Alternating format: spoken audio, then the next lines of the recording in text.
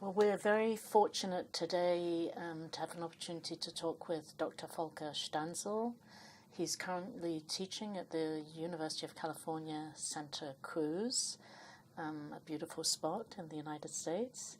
I think many people know him as one of Germany's leading experts on Asia, having served most recently as Germany's ambassador to Japan, and before that as Germany's ambassador to China.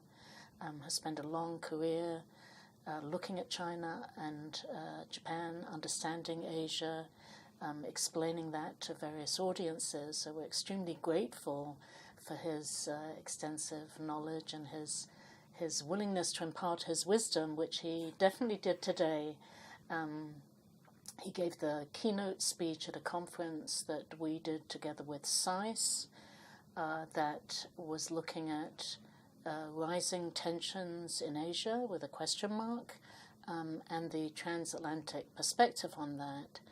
And I guess I would first like to ask Volker Stanzel, he spoke extensively today, but to in summary fashion, if you could tell us what you think are the most pressing challenges in Asia today.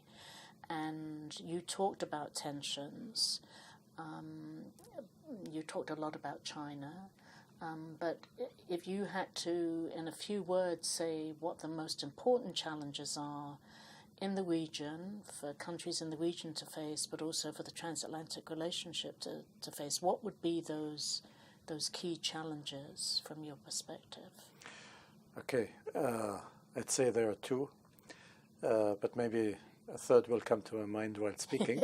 First of all, let me thank you, Lily, for the invitation, for having me, especially for inviting me to today's symposium. This was great. Many very, very good panelists and a very attentive audience. It was really very stimulating to listen to them, to talk to them. This was very good. Thank you very much.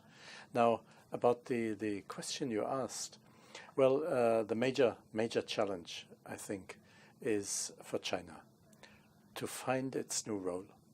China's been growing rapidly and obviously, I think, faster than it was able to define the role that such a rapidly growing economy finds in the world.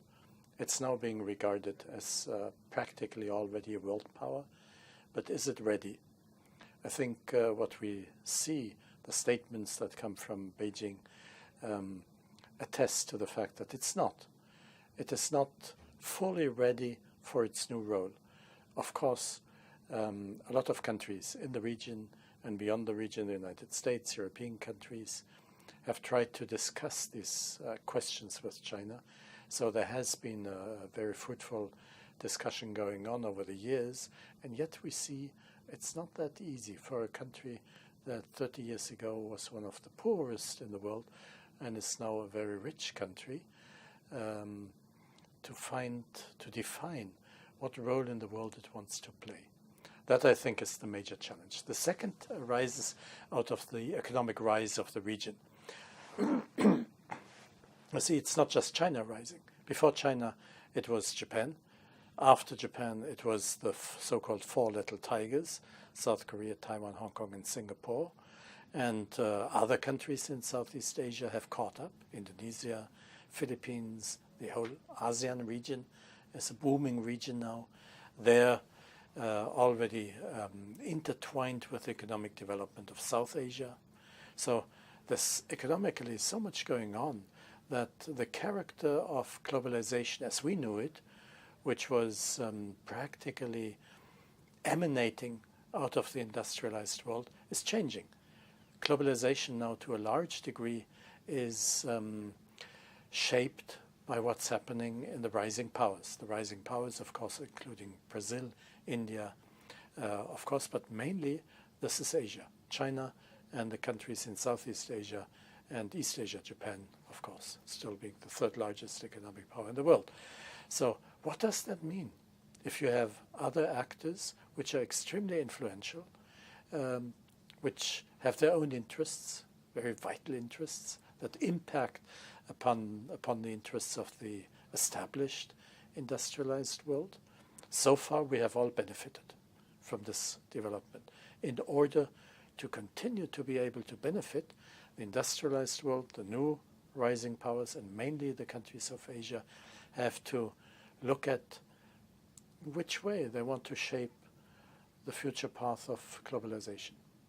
Now, a third one didn't come to my mind. Maybe later. Some people have argued that in approaching the rising China, and as you say, we don't know exactly what the trajectory is for the rising China, neither economically nor politically, nor as a society.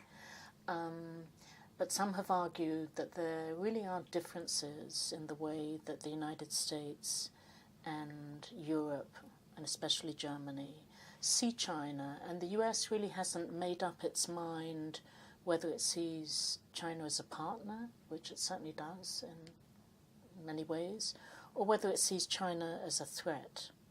Whereas the German position seems to be much more one of engaging China as a partner, obviously largely through economic means. I mean, these recent economic deals are quite striking.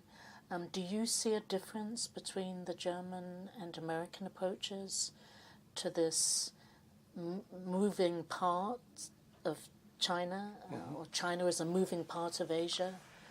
Moving part, I like that expression a lot.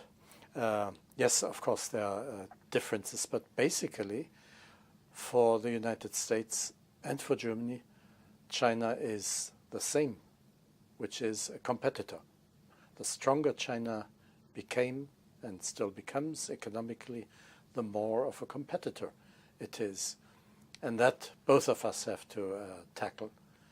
And usually in a modern economy, to have another competitor is something you profit from. You have a competitor, you try yourself to become more competitive, and in the end, both sides become more affluent in the process. It's the basics of modern free economic system, international economic system. We have made that experience very much in Europe with the European Union, now with the Eurozone. And of course, the United States has made that experience globally, but mainly maybe in the Americas. So in that respect, China is the same for us. But in more concrete terms, how do we deal with a competitor? There is a major difference which arrives out of the geography. The US is a Pacific power, so is China. In a way, even though it's far away, for you, China is a neighbor. And the countries in between are allies to you, friends of you, and they're extremely close economic partners, sometimes political partners, to China. So you have much more to define, not only economically, but also politically, how that competition is moving ahead. Will it lead from competition to conflict, or will it remain in the realm of that productive competition that I've outlined? In the case of Germany and for other European countries, it's the same. China is not a geographical neighbor. So we don't have to deal with that direct problem in the way the United States has. For us, therefore, the economic aspect is in the foreground. And Germany being China's major economic partner in Europe, of course, also has a political responsibility, but it's a more indirect one as compared to that of the United States. We see China as an economic competitor, but politically not that much. The political responsibility that we have is an indirect one. What is that? It is, if we look at China, this rising power that's searching for its role. Now, we have benefited when Germany, after the Second World War, was becoming a modern country again, democratic country. We had to find our place in a world order that was already there. We had to accept the rules, and then we could try to work on these rules in our own interests together with our partners.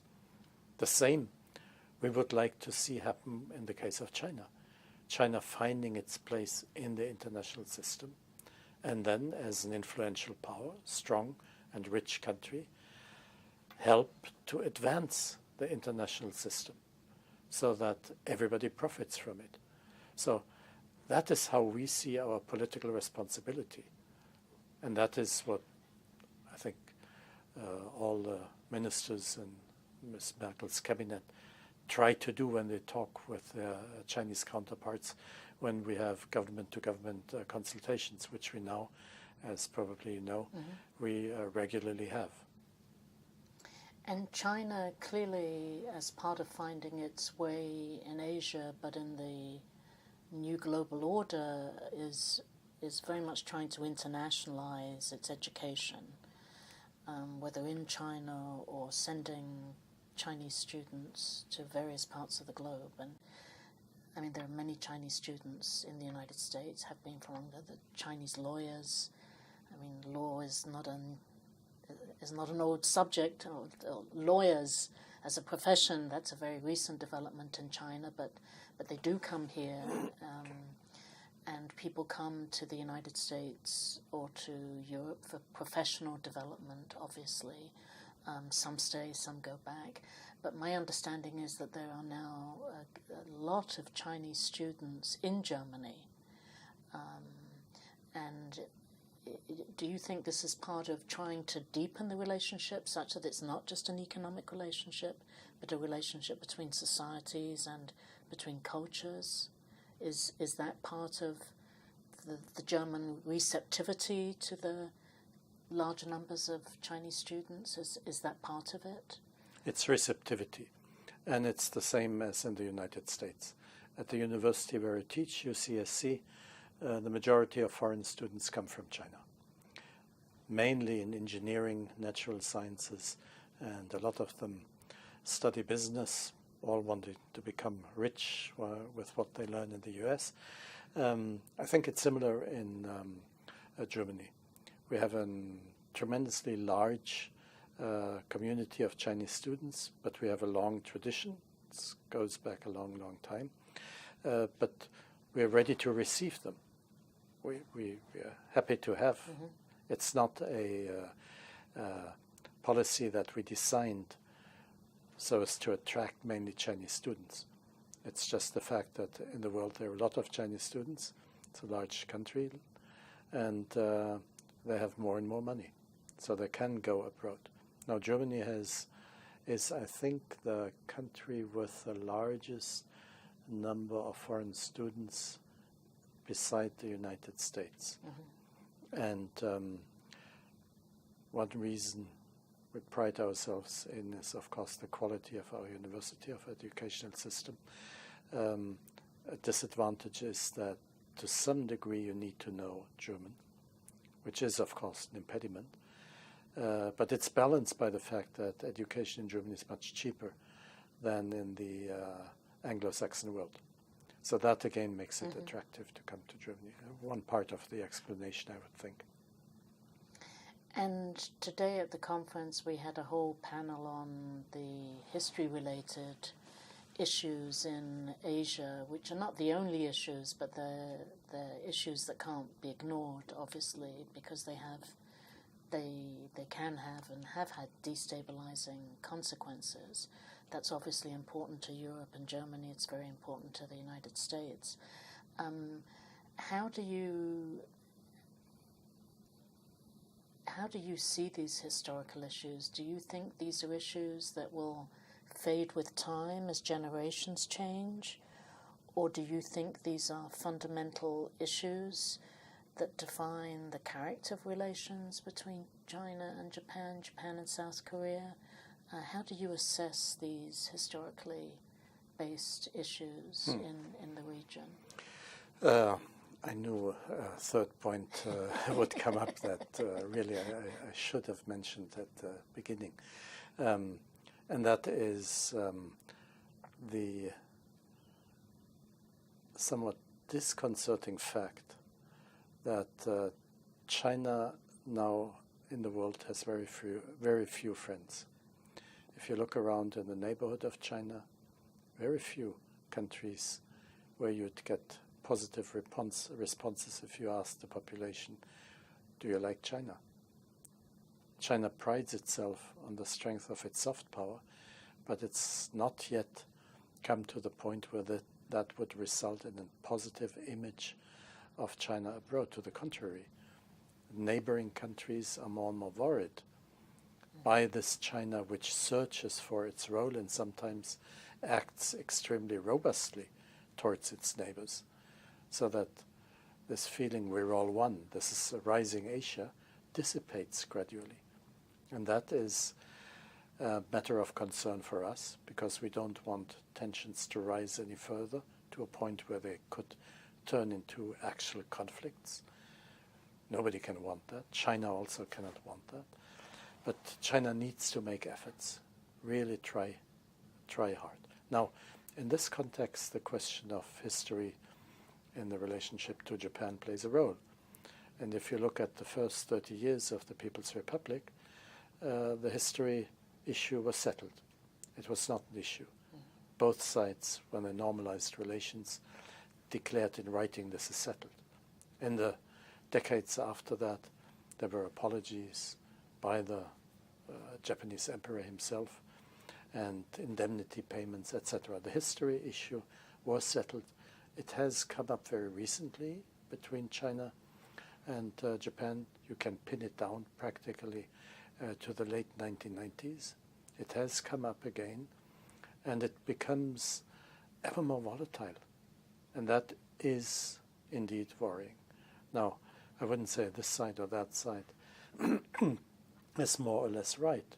I see tendencies in China to use the issue of history as a tool of politics. I see tendencies in Japan to say we have done enough. But in a case of painful history, I mean, we Germans know that you can never say we have done enough. So it is problematic from both sides. But both sides have to recognize that. And in the context of this new China looking for its new role, there is a responsibility in Beijing to try to resolve that. There is responsibility in Japan too, and that is the second question that you raised, which is Korea. Now, Korea has North Korea, South Korea. North Korea is very hard at present to make any progress. In the case of South Korea, the matters seemed to be settled in the early 2000s. There was a happy relationship between the two societies. Japanese students learning Korean moving to Korea, Koreans coming to Japan. Actually, reconciliation seemed to make progress. And then it seems to have hit a wall. Now, again, this is a problem that needs to be tackled from both sides, and not just the leaders, from the societies as such. And there's a big difference to the case of China, the case of South Korea and Japan. Both are democratic countries, where actually you could expect grassroots movements that work towards reconciliation to be much stronger, working much more forcefully than at present they do. There is cause to worry. It is not that, to me, it seems untractable, because you see Japan's relationship to other victims of Japanese militarism. All of the Southeast Asian nations have found a way of reconciliation. Japan has found ways to promote reconciliation with these countries, all the way to Taiwan. But in the case of South Korea, as I said, about 15 years ago, this progress has stopped, and now it goes from bad to worse. And why do you think that is? It has domestic reasons in both countries. In both countries, one might say, the societies have not yet come to terms with that need for reconciliation. You know, if you want to go the path of reconciliation, you need a social consensus in a country, both on the side of the victim and on the side of the perpetrator. In both countries, you need a strong social consensus, and this, I see, doesn't exist in either country in this specific case. Again, China is a different matter, but as far as the Korea-Japan relationship is concerned, we don't have that social consensus yet, and that's what's necessary. And what are the elements, or what were the ingredients of the reconciliation model that you just mentioned and you suggested also today in the conference between Japan and Southeast Asian countries? What was it that allowed there to be greater rapprochement and then perhaps reconciliation in those cases? Why was that possible? I mean, they were victims in the same way that China and South Korea were. So what accounted for the difference in those cases? I think the time factor. In the case of the Southeast Asian nations, Japan was able to move very fast after the San Francisco Peace Treaty. In the early 50s, practically all these matters were more or less settled or were already on track towards the settlement, indemnity payments followed by apologies, etc. In the case of South Korea, that wasn't possible. We had the Korea War. Then we had a dictator in South Korea, Syngman Rhee, who was in exile during the war, fought against the Japanese, and who was not ready for any kind of reconciliation. So there was an impediment.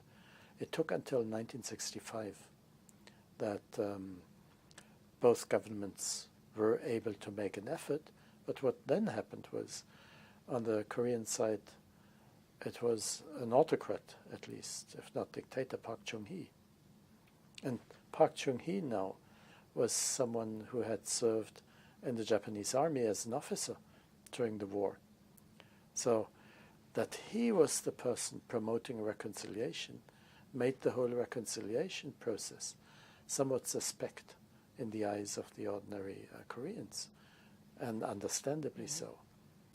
So the whole reconciliation effort was tainted when it started too late, 15 years too late. And when it started, it was tainted.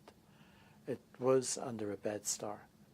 And it did not, despite Japanese payments and so on, it was never the case that you really had that social consensus. Ordinary Koreans would really be doubtful about what Park Chung-hee really wanted to achieve. So it took actually until Kim Dae-jung, democratically elected president, who was above suspicion of any kind, who really got this process going and achieved the situation that I described before, that the civil societies on both sides seemed satisfied.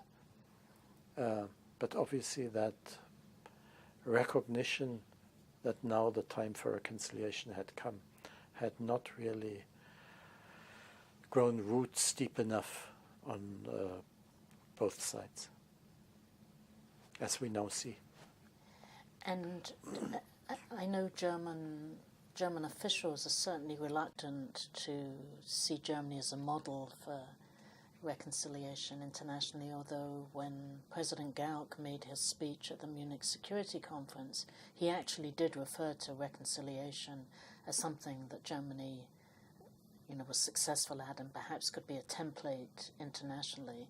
I mean, there was a lot of discussion, of course, about the use of Germany in military situations, but he also did refer to reconciliation and conflict resolution. But in general, German officialdom seems to be as well, it's not for us to preach to others what they should do, and one can certainly understand that because of history, that Germany doesn't want to be seen to be lecturing or hectoring or preaching. But the reality is that various countries in the world, and certainly in Asia, and civil societies in those countries look to Germany. So whether German officialdom likes it or not, there is this effort to learn from Germany. And certainly German officials say, well, we're open to people looking at our history, that's fine, but don't ask us to lead you through the process of doing that. That's for you to find yourselves. German civil society actors like German Foundation seem to be quite active in promoting these discussions and comparisons.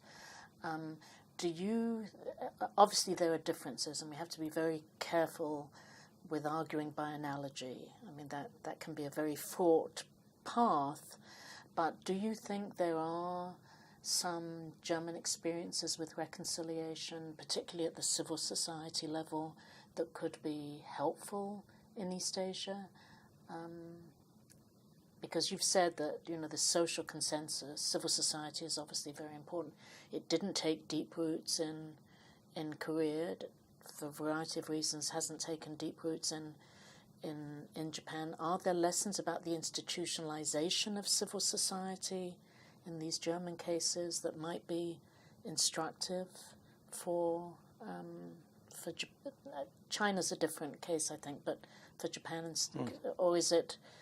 Should we just not compare these two situations? I mean, how do you feel about that? Obviously, having been a German official, I was asked that question many times. And not wanting to lecture Hector is one side. The other side is that, indeed, it's very hard to identify those elements that are comparable. We started this process not too long after the war, the 50s, like Japan in the case of Southeast Asia as well. We started relatively early. We had democratic countries as partners. Japan didn't. We did not have the we didn't have the same head of state, in quotation marks, continuing. Of course, the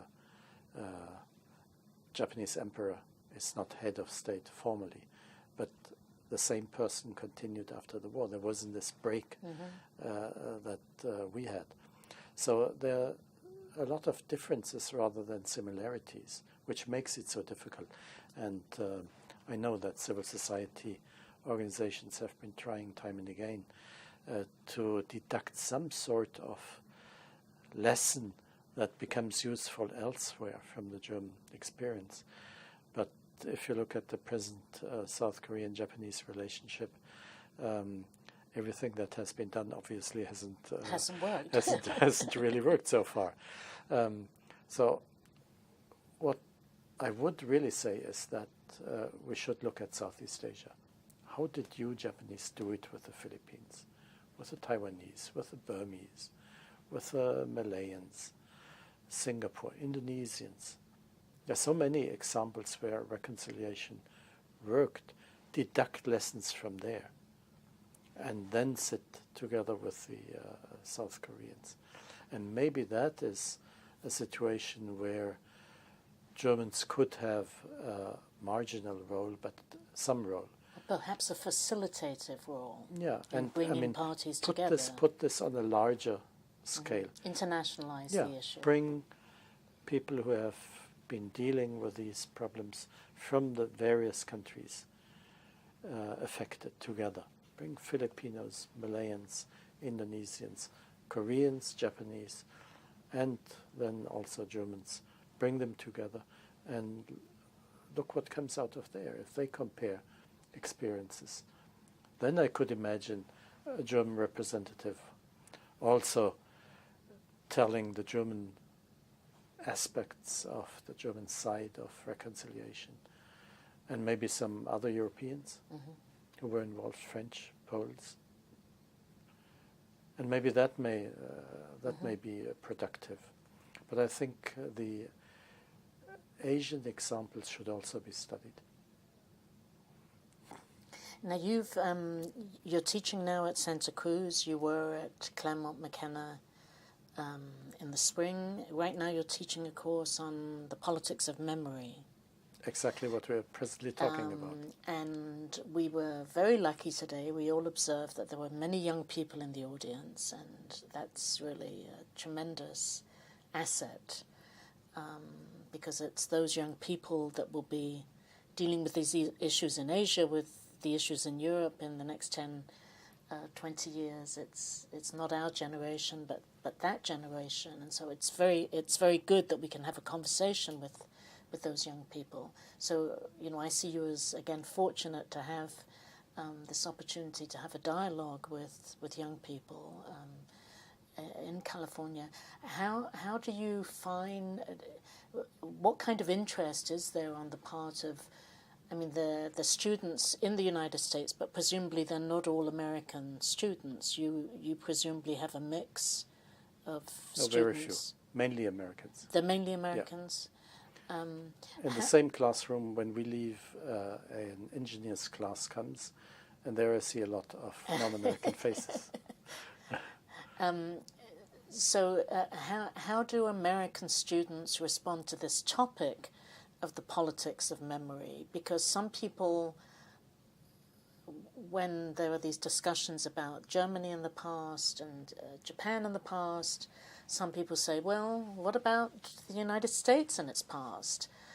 How much is the United States like? So how do American students respond to this topic of politics of memory? I guess in part it depends. How do you teach it? What are the topics that you teach within a course on the politics of memory? Well, the course is set out to look at the theoretical side as well as the practical side.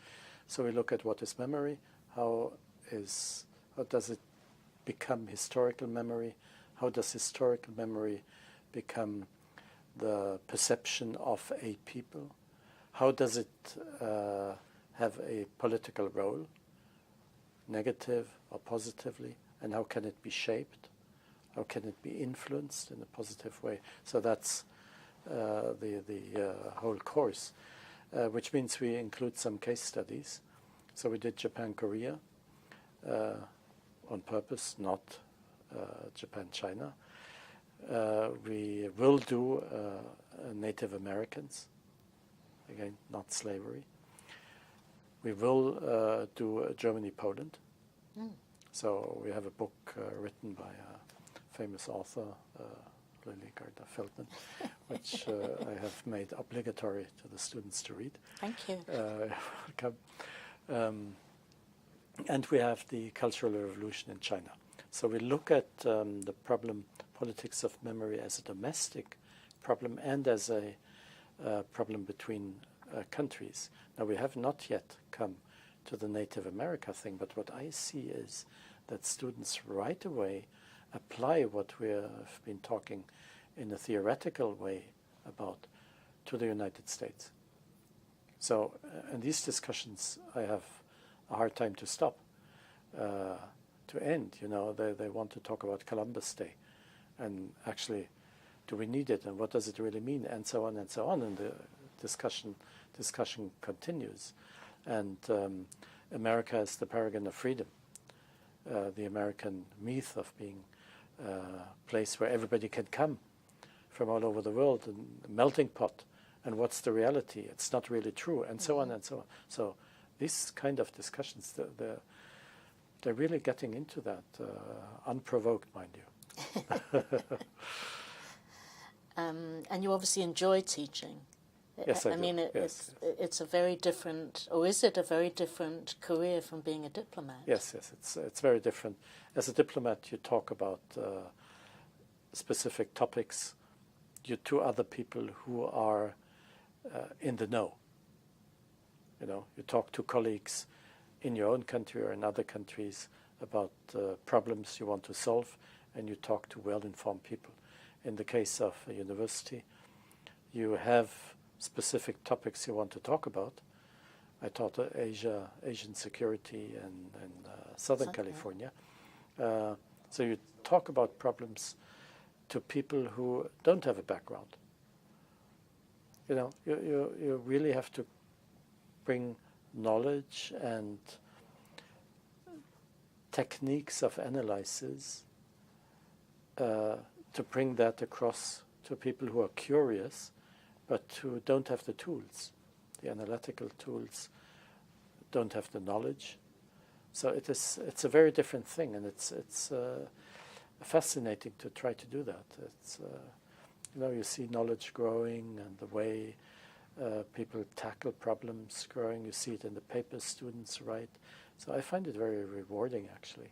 So it was a good idea to do that. Well, thank you very much for being Thank you with very much for us having for the me. whole day today, and not only that, but for continuing into the evening. We're very grateful that you were here with us, and very grateful that you took the time to have a conversation this evening. Thank you very Very pleasant, much. and thanks again for having me. Thank you. Thank you.